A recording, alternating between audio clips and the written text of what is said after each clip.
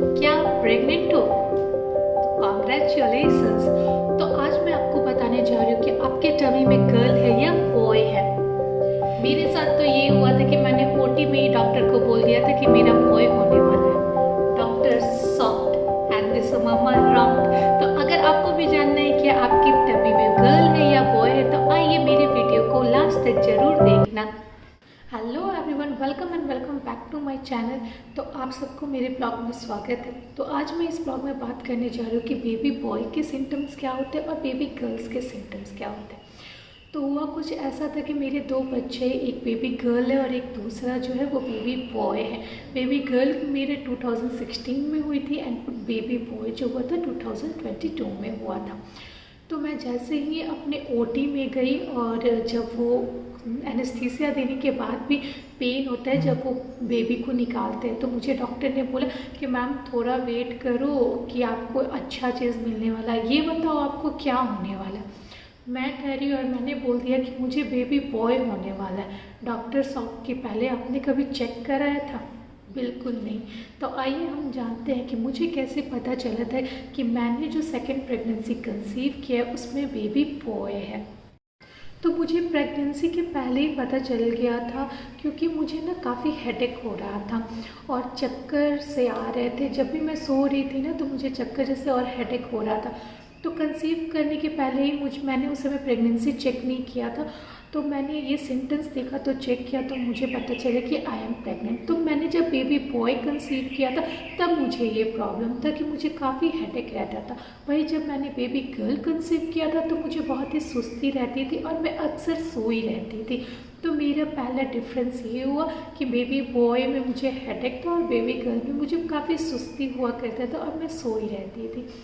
फिर जब मैंने बेबी बॉय कंसीव किया था तो अक्सर होता है ना कि हमें जानने की होती है कि क्या होने वाला। हमसे ज़्यादा घर के जो बड़े होते हैं वो जानना चाहते हैं कि आखिर पेट में है क्या, क्योंकि उनको ऐसा लगता है कि उनको ज़्यादा नॉलेज है उन सब के बारे में।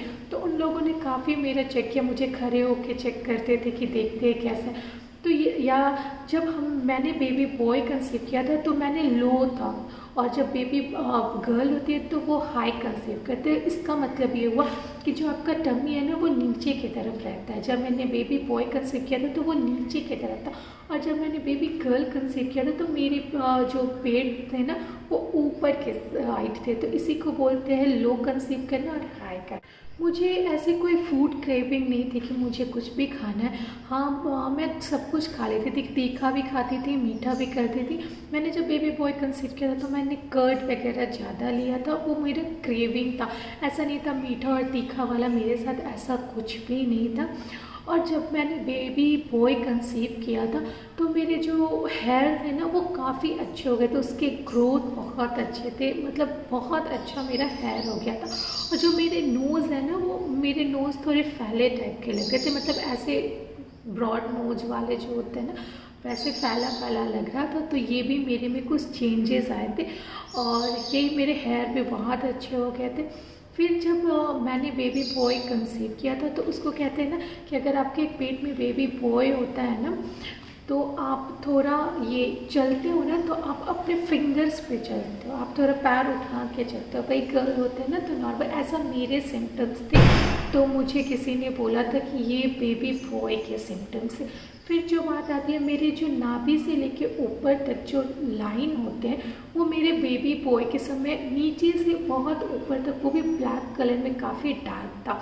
वही मेरी बेटी जब होने वाली थी तो ऐसे सिम्टम्स बिल्कुल नहीं थे।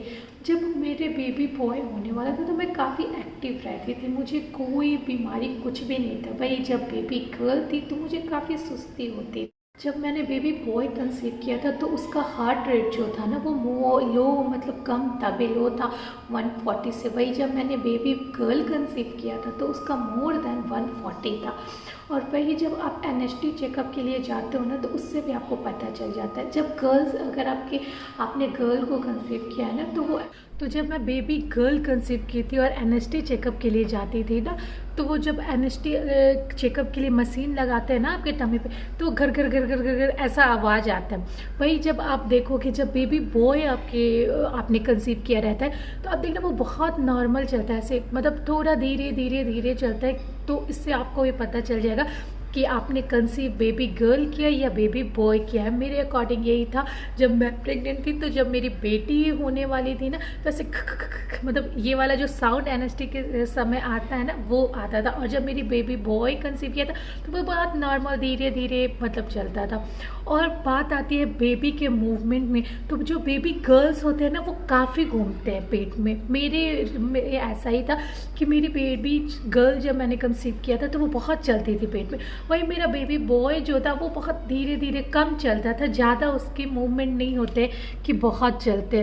तो ये भी डिफरेंट थे मेरे दोनों बच्चों में। तो ऐसे आप बहुत सारे सिम्टम्स होते हैं। मैं ये नहीं बोल रही हूँ ना कि ये सिम्टम्स हमेशा होते हैं, कभी चेंजेस आ सकते हैं। मैंने अपना पॉइंट ऑफ व्यू रखा, जो मेरे साथ हुआ है मैंने बस वही बताया। तो ऐसे काफ़ी सारे सिम्टम्स हैं जो मेरे दोनों बच्चों में डिफरेंस ला देते हैं। और ऐसे ही मुझे पता चल गया था कि मेरी जो मैंने कंसीव किया वो मेरा बेबी बॉय है। भाई जब आप बेबी बॉय कंसीव करते हो ना, मतलब मैं बता रही हूँ, तो मैं काफ़ी एक्टिव रहती थी। मैं सारे काम कर लेती थी, फूड भी बना लेती थी, जो भी मुझे खाने का मन करता था। भाई मुझे जब बेबी गर्ल होने को थी ना, मैं काफ़ी लो फील करती थी। मुझे हमेशा लगता था कि मैं सोई रहूँ, मैं उठूँ ना, और मुझे बीपी लो, मतलब बहुत सारे प्रॉब्लम्स हो गए थे। बात आते हैं कि अगर आप कोई भी बच्चा कंसीव करो तो थायराइड का जो प्रॉब्लम होता है ना, वो बेबी कंसीव करने के बाद आपको सबको 25 mg का एक टैबलेट मिलता ही। तो वही मेरे साथ था। तो मुझे थायराइड वगैरह किसी चीज़ की प्रॉब्लम नहीं थी, मुझे कोई हेल्थ प्रॉब्लम नहीं थी। तो ये सारे जो सिम्टम्स हैं ना, जो मैंने अभी आप लोगों के साथ शेयर किया, ये वो मेरे पर्सनल सिम्टम्स थे जो मैंने महसूस किया है मेरे बेबी गर्ल और मेरे बेबी बॉय के टाइम पे। तो ऐसे आप भी अपने लगा सकते हो। अगर आप अभी मदर बनने वाले हो, अगर आप प्रेग्नेंट हो, तो all the best to all of you. और आप ऐसे नुस्खे देख के, आप अपने अंदर देख के पता कर सकते हो कि आपको क्या होने वाला है। अगर आपकी फर्स्ट प्रेगनेंसी है तो मे बी आपके लिए ये काफ़ी यूज़फुल होगा। आप ये देख सकते हो कि आपके में क्या चेंजेस है, आपके ये सिम्टम्स है भी या नहीं है। मे बी आपके सिम्टम्स अलग होंगे, लेकिन मेरे रिज़ल्ट में यही थे मेरे सिम्टम्स जो मैंने आप लोगों के साथ शेयर किया है। आई होप आप सबको मेरी वीडियोस अच्छी लगी हो। अगर अच्छी लगी हो तो लाइक शेयर एंड सब्सक्राइब करना।